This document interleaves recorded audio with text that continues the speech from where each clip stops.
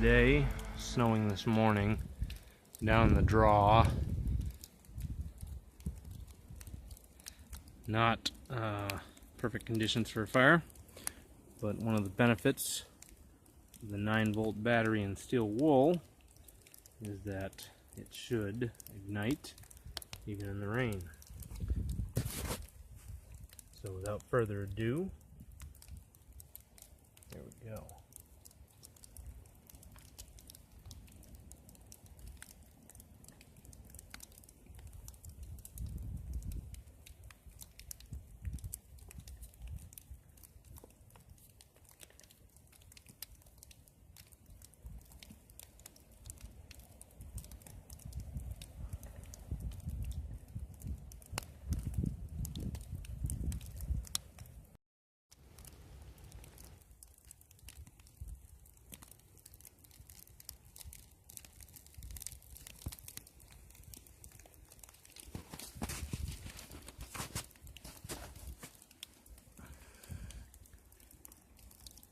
While she's away, I'm not going to stand here and breathe the steel wool smoke.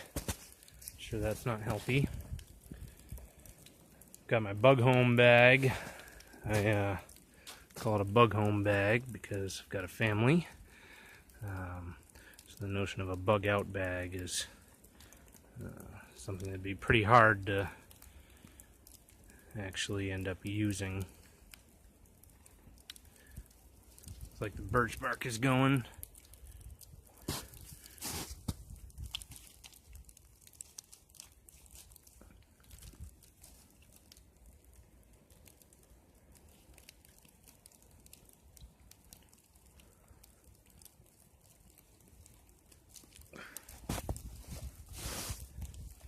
And there you have it. Fire in the rain. So let's debrief. Today's emergency fire starter kit experiment was 9-volt battery, your standard Duracell 9-volt battery. Fairly standard in most homes, fairly cheap. And steel wool. This particular steel wool is the super fine grade 0000.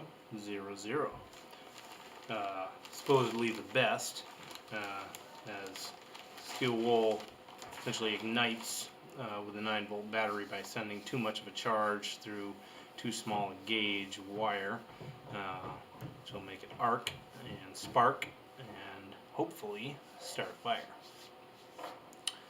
So, my analysis of this particular technique is not great.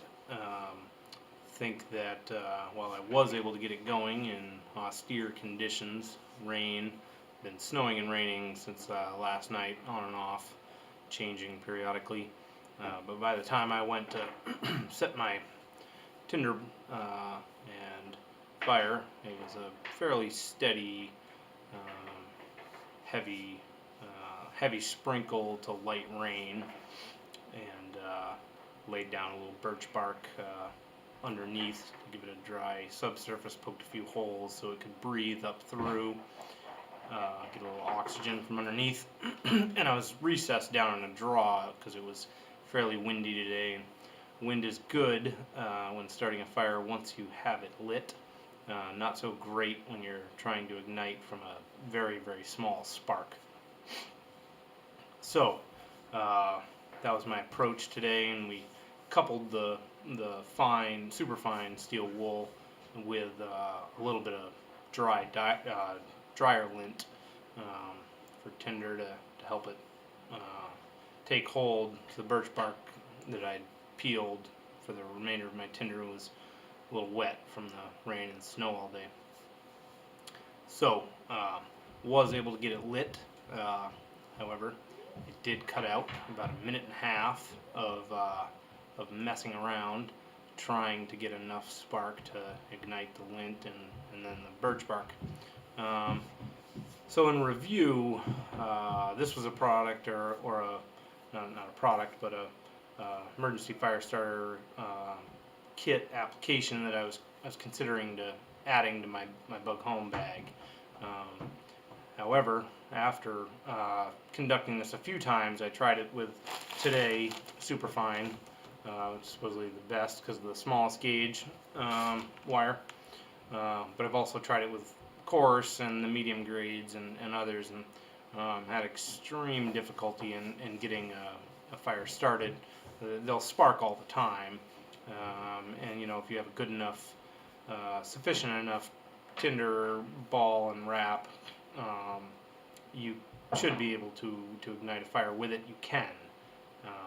However, that being said, it is not efficient.